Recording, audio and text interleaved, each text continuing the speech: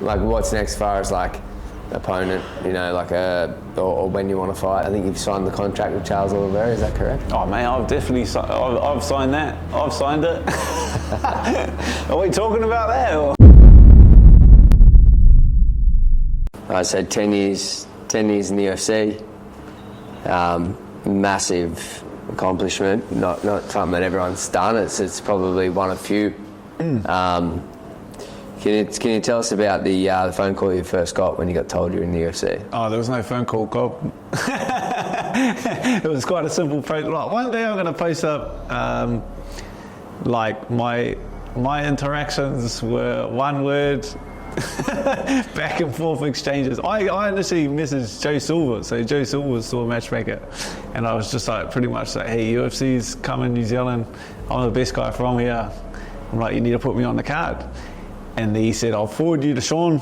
And then I just got, Sean Shelby messaged me, can you make 145? And I just messaged back, yeah. And the next thing, someone else fired a contract through. And that was it. Like, I got a contract like 5 in the morning and just got up. I think it was like 5 weeks out from UFC Auckland. And I just stuck my head down and just was a bit of a blur and just trained and made my UFC debut. But yeah, it was a one word exchange with Sean Shelby that got me a UFC contract. Yeah, awesome. And talking about that fight in New Zealand, your debut, can you talk to us about that fight, like, you know, the moments in that fight?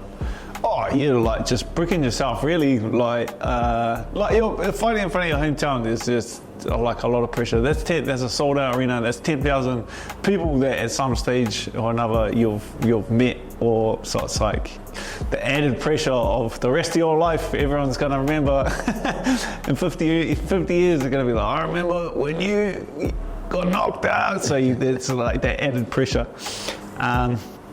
Yeah, it's just like every time I've won in Auckland, it's like it's just overwhelming, like relief. Like, oh, I'm not gonna have to hear about this for the rest of my days. And then what about, like, I guess you've done it all then. Like, you debuted in New Zealand and you also headlined the last card that was in New Zealand. Actually, one of the last cards before COVID kicked in. You headlined. Can you talk about that experience? Obviously, headlining the event.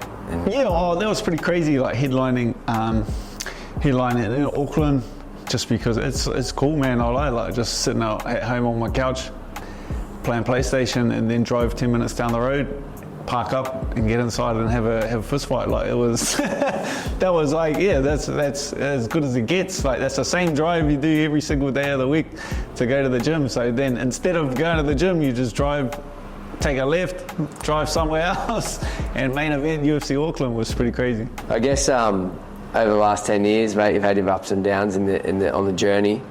Looking back, is there one word that you can kind of summarise the last 10 years you've had? Oh, I don't know about one word. I don't know. Well, there's a few. Shit show.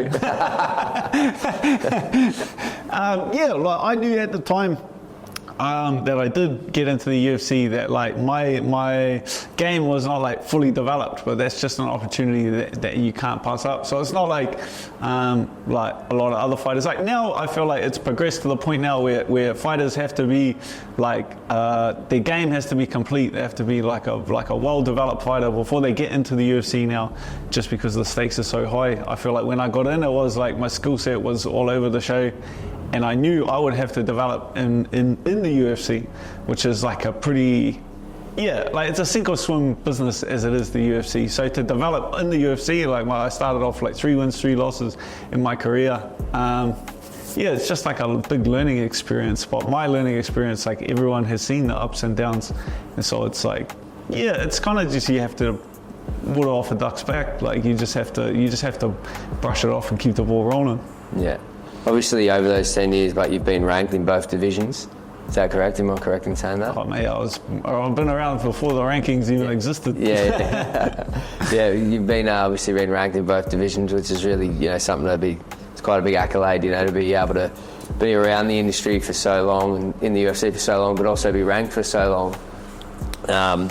With the lightweight division, I know you recently, I think you've signed the contract with Charles Oliveira, is that correct? Oh man, I've definitely I've signed that. I've signed it.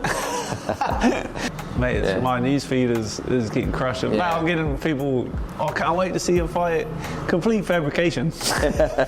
Looking at what's next, I'll go back to the 10 years, but I guess like what's next as far as like opponent, like or when you want to fight? Perth, brother. Perth. Like, I just want to be on that card. Like, it's just one of those moments. Like, I've been doing it so long that you fight for the moment in time and the memories as opposed to anything else. Like the rankings fade, like who you beat fade. Like people forget all about that. They don't care whether they're ranked or not. Like I just want to fight for that moment in time where you're gonna remember like the memories of everyone going there, like me, Israel, Kai, like all fighting on the same card. That fight week will be crazy. Having all your friends and family, all your teammates, like hanging out, all having a good time. Like it's for those moments of time. It's like the New York card. It's like where we all get together. It's like that's what I want to fight for. Is for that moment in time. Over the years, you've had a lot of obstacles in your career. What do you put down? What do you put your mindset down to overcome those obstacles? Because like, what's going to stop it? Like, I just feel like my ego is not that fragile. Where like you see, like I've got a lot of guys, they get knocked out or they get submitted, and then they're just like, oh, everyone thinks I suck now, so they quit or they like lose like a lot of that. Like I'm experienced enough in this game that I know that on the night it's anyone's man. Like there's no, you do it for so long and your skill set like reaches like a certain level that you back yourself against anyone in the world, and you know that on the night, that you fight the same guy 10 times, it could be 10 different results every single fight. It's like other people's perception of it, like just because it happens at once doesn't mean it's going to happen every single time you fight someone. Like that's just through, it's my experience, like is why I'm able to just be like chill, like it's not the end of the world, like everyone just needs to relax. Yeah. And then I guess like if you could give yourself one piece of advice 10 years ago, like if you could wind back to 10 years, yourself in 10 years, what would that be? Dream bigger, like think bigger, just because, I'm like a monkey see, monkey do. Like once, like I didn't even think that New Zealanders could be in the UFC, and then it wasn't until I saw James Ahuna fight in the UFC. He was the first New Zealander to ever step foot in the octagon. Once I saw him step foot in the octagon, I was like, what? Like we actually can do that? That it clicked. And then it's like, I just didn't think it was possible. Same as like watching Israel win a title, and then I was like, oh shit, like you can do that. And now it's like puts it in your head that it is possible and it is achievable, and you set new goals. So with like looking ahead, I guess, do you have any goals set? Like what are you set? Like obviously, like you said, you've had a lot of experience in the industry, which helps you, process things, whether it be injuries, losses, wins, or even the fame. You've seen it all and dealt with it all, and that's kind of puts you in good stead to take any obstacle on. But how about goal setting? Like what do you have set for yourself? You have like constantly set new goals. Like before the UFC, you just wanted to be a UFC fighter, and then you get to the UFC and you're just like, oh, I want to be ranked, and then you like get ranked, and you're like, oh, well, this is shit. I need to set myself a new goal. Oh, I want heaps of money. Then you get money and you're like, oh, well, this is shit too. You're like, well, like what's next? Like you have to constantly set new goals. Like, like when I first got in the UFC, I was just like, I just want a sick highlight reel. And I was like, got a sick highlight reel. So it's like, you need to keep achieving it. And I feel like the only thing that like you can really have left to do, tick off the list is to win a title.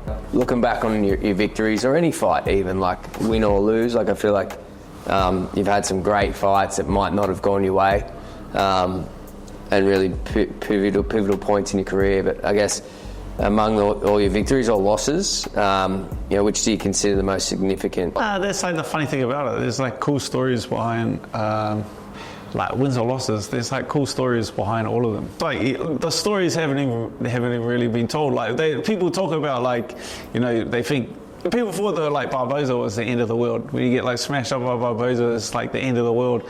And it's just because I didn't say like what happened, and it's like, like that was my daughter was born like 4 weeks before that fight. So it was like, I hadn't even thought about fighting Edson Barboza. I obviously was like at every training session, but I'm not going to come out and say, oh, my daughter was, I'm not going to put that on her. I'm not going to blame her. So I just like, you just swallow it and take it on the chin. But it's like, bro, I actually didn't even think about that fight. Like I was training, and then I hadn't slept in a month. And then so I get to fight week, just slept for a week straight because I'd been up. I walk in the ring, and I was just like, Edson Barboza, that's right. I was like, how do I fight Edson Barboza? It's like, because it's like the daughter of it's a birth of like your first child. It's like, what's more important in the long run? It's like, of course, like UFC fight is like completely insignificant, but that's like the experience that you gain from it. It's like, next time maybe I won't book a fight. A month after. And also like I remember that I was there. Eugene and coaching staff wasn't there. They were all at a wedding in Ireland. But that's like, that's like, that kind of is what it is. But then there's like also like two sides to it. It's like, I wouldn't take that fight back. I wouldn't. If I had the time machine, I wouldn't even take that fight back, because that's like old school shit. Yeah. That's why I'm like glad that they weren't there, and I'm glad that like Carl was there, right in my corner, like my old school coach, like Carl Weber, because that's like old school shit. Like where they used to like I knew that he knew, like that was like our relationship, is that he loves me enough that he gave me the opportunity to test that voice in my head, to test my heart, because not a lot of people even get that opportunity to test their body and their spirit and their mind to that extent. Well, I knew the battle was lost, like far before that. He clipped me with like a good right hand early. I like lost. I came to in the corner. I was like, after round one, and I was like, ooh. I was like, all right, we're back. And I stood up, and I was like, oh shit, my legs don't work. And I was like, this is gonna be a long 10 minutes. And it's like, at that point, you knew that the fight wasn't, you weren't gonna win the fight. But it's like, it's deeper than that. It's like you get to test your spirit, you get to test your heart, you get to test that little voice in your head. And that's why I'm so glad that Carl was in my corner, because he loves me so much that he let me test it to that, because he knew what I was doing when I kept like popping back up, because I could have dipped out at any single time. You came after round 2 and the doctor says, how many fingers am I holding up? All you have to do is say the wrong number. He's holding up 3, all you have to say is 2 or 1, and they stop the fight. It's like, but I kind of saw that I took a solid guess, but I got the number right because I wanted to keep testing that. Nice. But it's like old school shit. People like they would. That's why I would never haven't even said it till this point, because it's like people wouldn't even get that. They wouldn't even like understand the concept of testing your spirit to that extent. Obviously, you grew from that. At the time of that fight, I think you're on a 3 or 4 fight win streak and making waves in the lightweight division. But that's it. People are like, oh, that's a.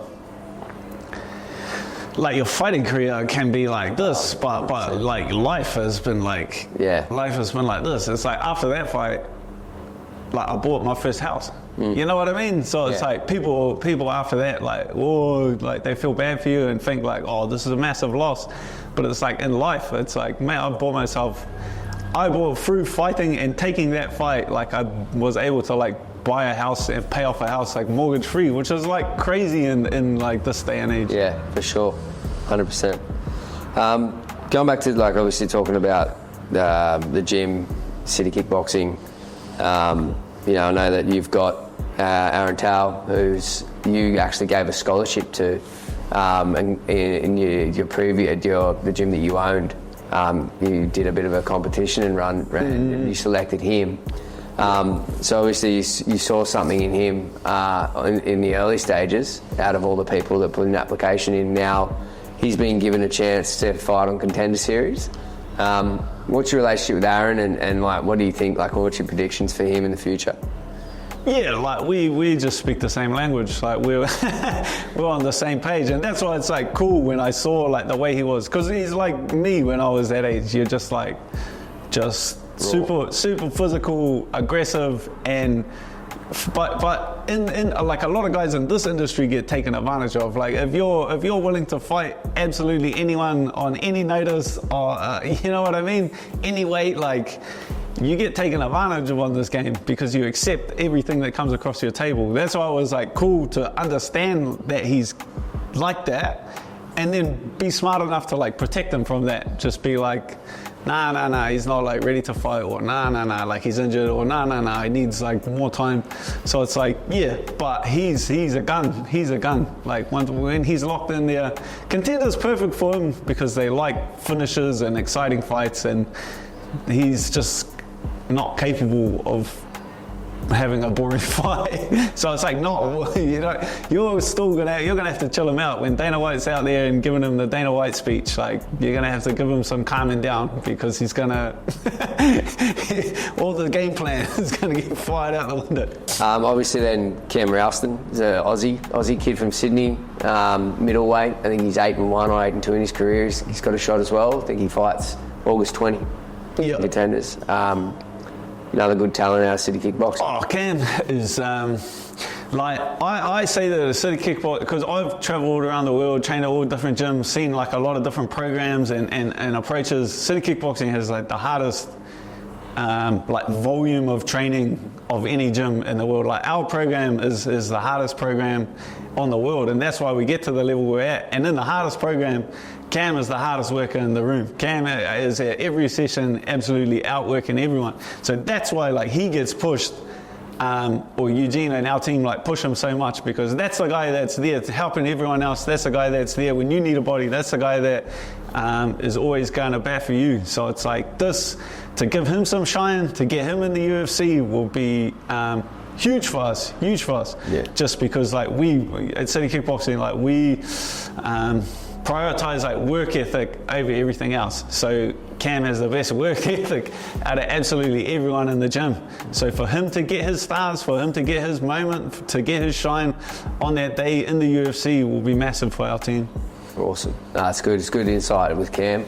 Obviously, he's pretty quiet, well-mannered kind of guy. He's but one that I think is going to, given, you know, when he gets in, I think he's one who will blossom over the years. Like I think he's good kind of grow fight by fight. Oh, very long, sharp on the feet, like incredibly well-rounded, great wrestler, like a real technician of the game. He's incredibly well-rounded. Probably one of the most well-rounded guys at City Kickboxing. Awesome.